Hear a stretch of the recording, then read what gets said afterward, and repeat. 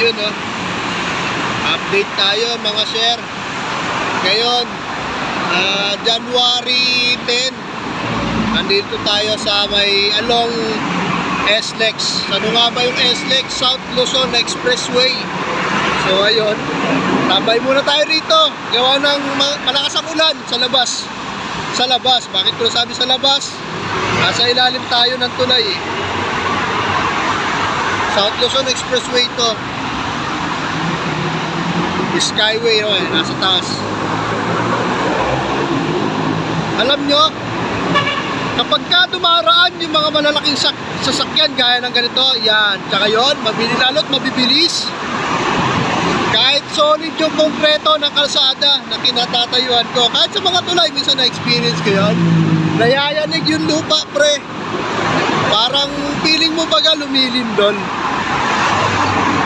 Ayan, malalakas at mabibilis. Ramdam yung yanig ng lupa. Tsaka, alam niyo yun, dito, napaka-busy ng kalsada na to. Walang segundo na walang daraan.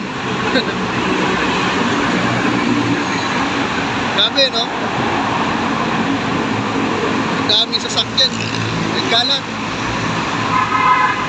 Lahat may kanya-kanyang destinasyon.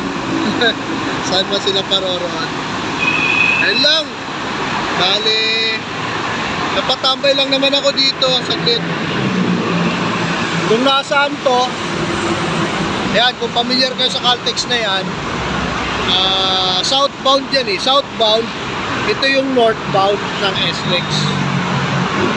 Unahan lang ito na Magallanes. Magallanes. Tapos doon sa unahan, sa kabilang banda, Pacific School Line. Papunta doon, pag umanan ka, Airport, Terminal 3, Golf Course, kapag ka umakit ka ng tulay, kumaliwa ka naman, Port Bonifacio sa Gate 3. Yun. Yun yung location natin yan. Ayun lang. Biyahe na rin ako maya-maya. Tara, let's go.